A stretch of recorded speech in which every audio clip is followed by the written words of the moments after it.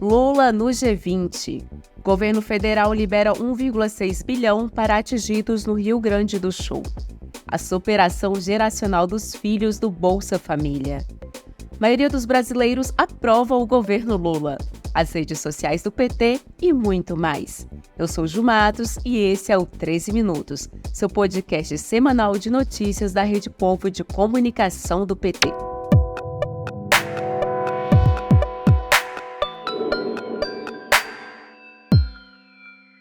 Sexta-feira, 15 de setembro de 2023. Essa produção do PTcast está sendo gravada no estúdio Marisa Letícia. Hoje vim matar a saudade dos ouvintes do 13 Minutos.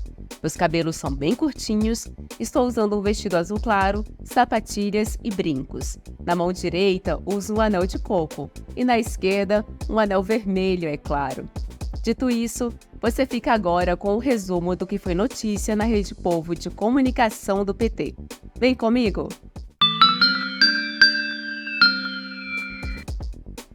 O presidente Lula teve mais um final de semana intenso, com uma agenda cheia de compromissos por conta da cúpula do G20 que aconteceu na Índia. O Brasil assume a presidência do grupo com as 19 maiores economias do mundo, no período que vai de 1º de dezembro de 2023 até 30 de novembro de 2024. Em coletiva de imprensa na última segunda-feira, Lula falou sobre as pautas prioritárias para esse período. Todo mundo sabe que nós iremos colocar a questão da desigualdade, como peça principal da nossa discussão. É preciso, de uma vez por todas, que a gente tente levar em conta e criar uma certa indignação no dirigente com relação à desigualdade. A desigualdade de gênero, a desigualdade de raça, a desigualdade de educação, a desigualdade de saúde, a desigualdade de comida. Ou seja, o mundo está muito desigual. Nós temos poucos com muitos e muitos com muito pouco. Então é preciso que haja uma certa compreensão de que o mundo precisa ser mais equilibrado na distribuição da riqueza produzida, para que a gente não tenha que dormir todo dia sabendo que tem 750 milhões de pessoas passando fome. Rui Costa, à frente da pasta da Casa Civil, lançou esta semana um novo PAC nos estados de Pernambuco e na Paraíba. O programa prevê investimentos nas áreas de infraestrutura rodoviária, saúde e segurança hídrica. Segundo o ministro, só em Pernambuco serão investidos 92 bilhões de reais em obras. Investimento na saúde, na educação, planejamento de investimento na infraestrutura logística, para que a gente reduza o chamado custo do Brasil. Ao reduzir o custo de transporte aeroportuário, de estradas com ferrovias, a gente torna o Brasil mais competitivo, melhora a capacidade de atração de investimentos, a geração de emprego. Todo esse conjunto de investimento visa acelerar as cadeias produtivas, a cadeia produtiva da construção civil, a cadeia produtiva da indústria metal-mecânica, de motores, enfim, um conjunto de fabricantes de empregos que muitas vezes não são visíveis, porque você vai ativando diversos setores da economia que vão retomando emprego e renda. Numa iniciativa do deputado Arlindo Chinaglia, do PT de São Paulo, a Câmara Federal realizou na quinta-feira, dia 14, uma sessão solene em homenagem a Luiz Gushiquen, ex-ministro da Secretaria de Comunicação do governo Lula e um dos fundadores do PT. O objetivo da solenidade foi resgatar o seu legado, sua luta pela classe trabalhadora, sua atuação na defesa da democracia, além da sua atuação no Partido dos Trabalhadores. A jornalista Fernanda Otero falou ao jornal PT Brasil sobre o livro A Nova Ordem Luiz Gushiquen, que recupera a trajetória do político que faleceu em setembro de 2013.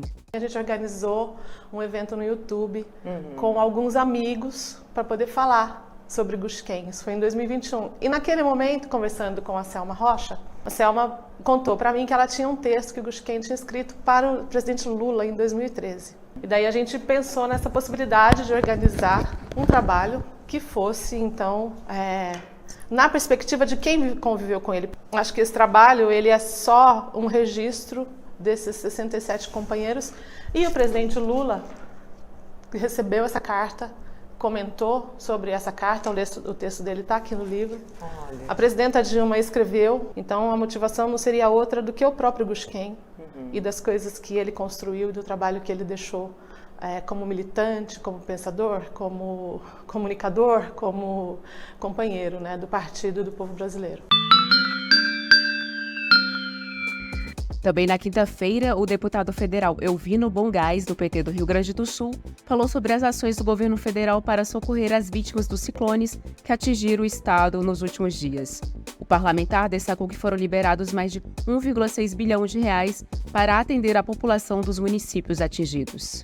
Força Nacional do SUS transferiram vários enfermeiros, médicos lá para a região, constituíram um hospital de campanha, foi instalado lá. Ainda as prorrogações das dívidas dos agricultores, que não vão ter agora a colheita, porque foi soterrada, somados as ajudas davam 741 milhões.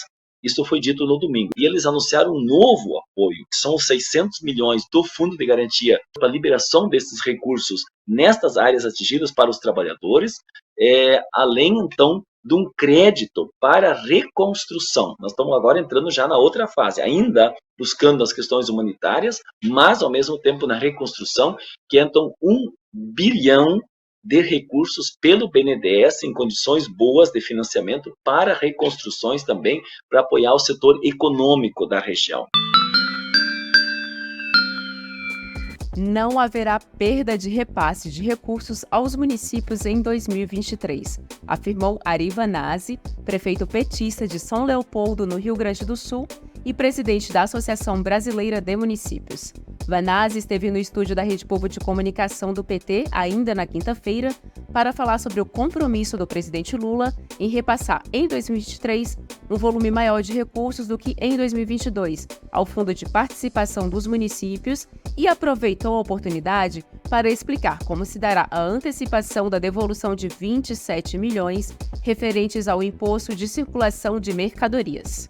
Vamos tratar primeiro do projeto da devolução do ICMS, que são os 27 bilhões de reais que o governo Lula, né, tem que devolver por um acordo judicial para os estados e para os municípios. Esses 27 bilhões é resultado de uma política catastrófica do governo Bolsonaro, que para poder se reeleger, né, ele deu isenção fiscal para o ICMS para os estados, nos estados, e que essa perda de receita significou 27 bilhões. Então, nesses 27 bilhões, 10 bilhões o governo Lula vai repassar, né, para os municípios agora em 23, né, que essa é um dos repasses, e os outros 17 bilhões vai repassar em 24, dentro dos nossos governos.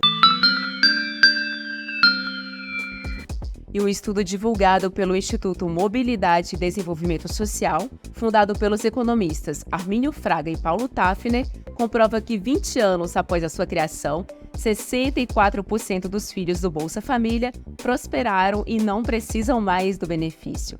Dependentes do programa entre 7 e 16 anos, que passaram a receber o benefício em 2005, não estavam mais no cadastro único 14 anos depois, em 2019, quando essas pessoas já tinham entre 21 e 30 anos. Quem traz mais informações sobre o sucesso do maior programa de transferência de renda do Brasil e reconhecido internacionalmente é a repórter da Rádio PT, Vanessa Campos.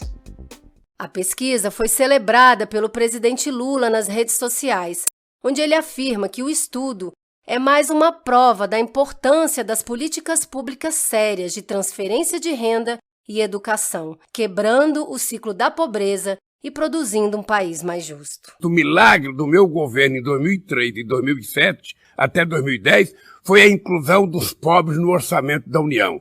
E nós estamos fazendo isso com o Bolsa Família agora. Veja que nós começamos dando R$600 para a família, mais R$150 para cada criança até 6 anos de idade, R$50 por cada filho até 17 anos. Ou seja, é porque nós queremos acabar com a pobreza definitivamente. O Desenrola Brasil já é um sucesso. 70% do povo aprova a medida e o programa já limpou o nome de 6 milhões de brasileiros.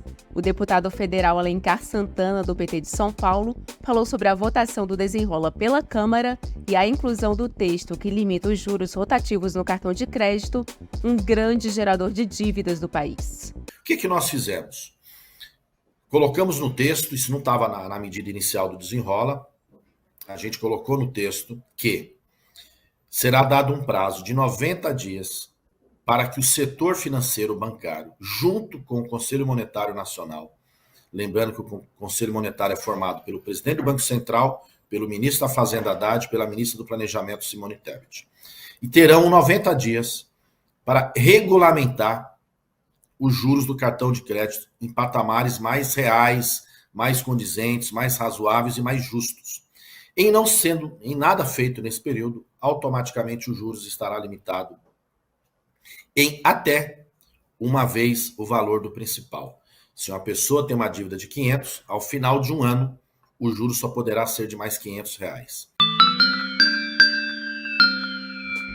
E sextou do jeito que a gente gosta, com mais notícia boa. Fernando Brasil, editor do portal do PT, comenta pesquisa sobre o aumento contínuo da popularidade do governo Lula na esteira dos bons indicadores econômicos.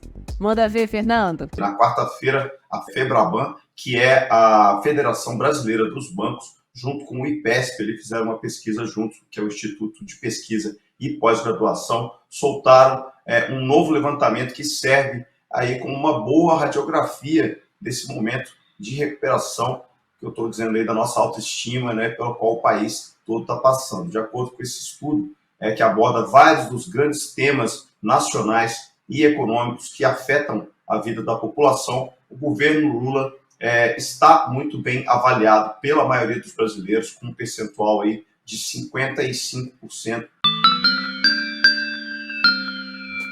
E agora vamos saber da Duda Merini, gestora de redes sociais do PT, quais foram as nossas publicações mais curtidas, comentadas e compartilhadas da semana. O que você traz pra gente, Duda? Oi, Ju! Vocês preferem filé mignon ou picanha? Pode escolher, porque o preço das duas já caiu. Esse foi o assunto do post mais curtido da semana nas nossas redes, com essa linda charge que o companheiro Abel Marcelino fez do Lulinha comendo seu churrasco. A Ingrid comentou: obrigada, Lula, e vai baixar ainda mais porque você está apenas no seu primeiro ano de governo. Deus te guie e te guarde. Pois é, Ingrid, se com menos de 10 meses de governo já está assim, imagina tudo que ainda pode melhorar nos próximos anos. Deixe você também um comentário nas nossas redes e quem sabe semana que vem você não vira notícia por aqui. Bom final de semana, companheirada! E esse foi mais um 13 Minutos com os destaques dos últimos dias na Rede Povo de Comunicação do PT. Se você ainda não segue o 13 Minutos no seu aplicativo, clica aí no botão seguir para você não perder nenhum episódio. E se você gostou, pode deixar 5 estrelas na avaliação. Afinal, você já sabe, a gente ama estrelas. Agora eu me despeço de vocês, desejando um ótimo final de semana a todos, todas e todes. E a gente se encontra no próximo 13 Minutos.